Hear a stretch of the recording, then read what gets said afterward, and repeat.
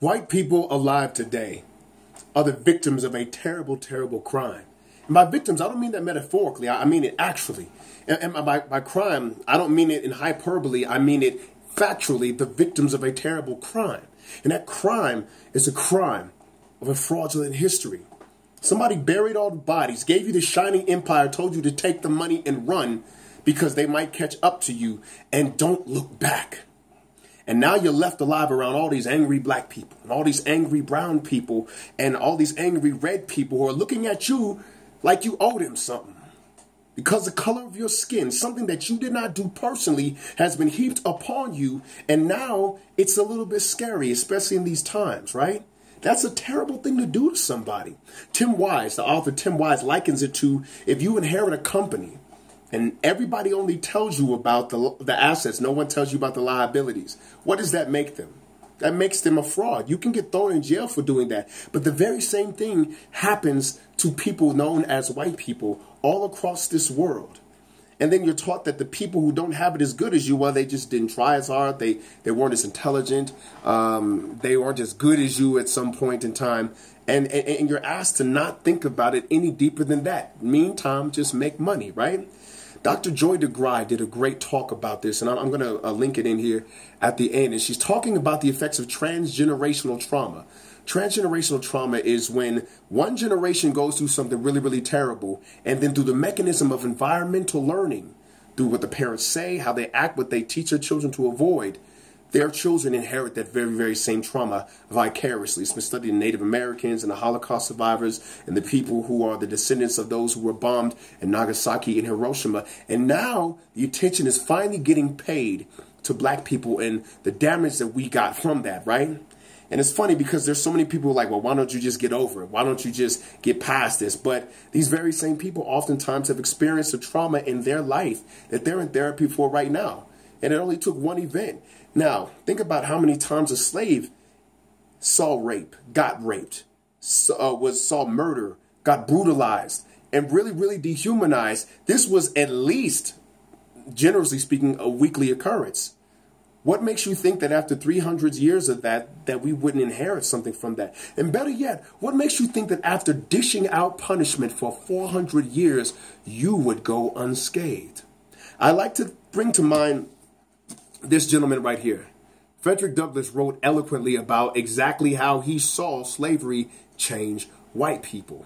And the story goes like this. He got sold, because he was a slave, he got sold to a couple a little bit north of where he was originally enslaved on his plantation. And the man in the couple had already owned slaves. The woman had not. And he said that for the first time he saw something he never saw in his life. This was a white face beaming with kindness and love. He had never seen this before, right? And then he said that that kind white woman began to try to teach him how to read, began to treat him with dignity. And the husband was like, nah, don't do that. Because if you teach him how to read or whatnot, he'll never be fit to be a slave again, right? And so slowly but surely, she began to change. And this is what Frederick Douglass said. He said, the fatal poison of irresponsible power was already in her hands and soon commenced its infernal work. That cheerful eye under the influence of slavery soon became red with rage. That voice, made all of sweet accord, changed to one of harsh discord and horridness. And that angelic face gave place to that of a demon. What does that look like on a macro level? What does that look like for millions of people at a time? What kind of cruelty gets developed, and how does that show up now for white people? Because we know what it did to us. But it's funny how people don't draw the link between the rape and molestation of black women on plantations and the sex trade in Thailand right now, both boys and girls. People don't draw the connection between the torture of Native Americans and the torture at Abu Ghraib and the torture through the CIA. People don't draw the connection that you eradicated an entire race of people here, and that's what's leading to the paranoia fueling our military-industrial complex, because somewhere in the back of our minds is understood that if we don't have big enough guns, someone can take this from us, just like we took it from them. And it's operating all the time underneath the radar. Yet and still, white people are the nicest people I know sometimes. How do you reconcile that? White people, as in the individual basis, are some of the kindest people I know. White supremacy is the greatest evil that ever touched this planet. Then it dawned on me. White supremacy, as it operates today, is happening on the passive side of the will. That means that you don't have to actively be a bigot anymore. The mechanism of 500 years of bigotry is already moving. All you got to do is operate the tractor, right? Similarly to the fact that I don't hate the polar ice caps and I don't hate Arctic foxes and polar bears and stuff, but I do drive a car.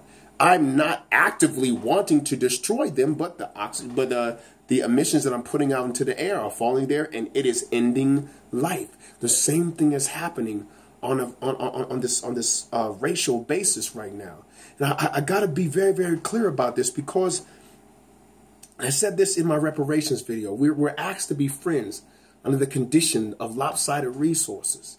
And slavery is exactly why both of our communities are in the positions that they are now. That is how America did in 200 years the kind of economic growth that it took Britain 2,000 years to do. And Britain had slavery. Think about that really quickly, okay?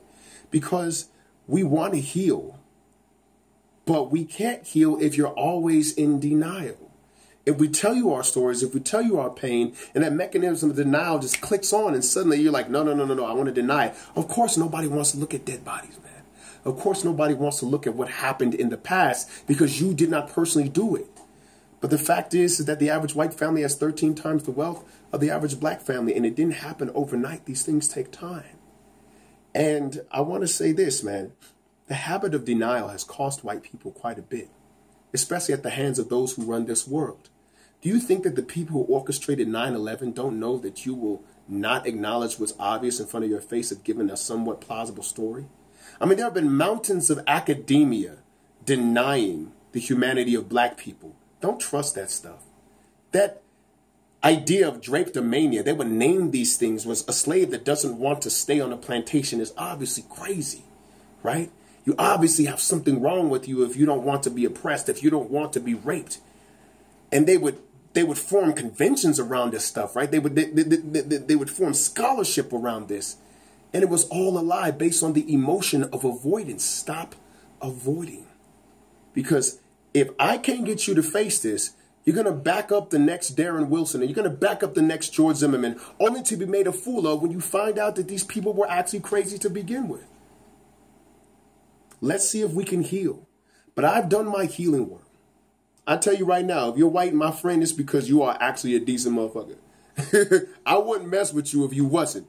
It's the fact that I've looked at my history, I've dealt with the anger, I've gotten through it, and I'm asking you to get through the guilt and denial. Maybe if we can get past that, we can start figuring out how to rectify the structure of this entire situation so that things can be more even and balanced, so we can stop being afraid of each other. Until next time, this is Theo E.J. Wilson. Peace out.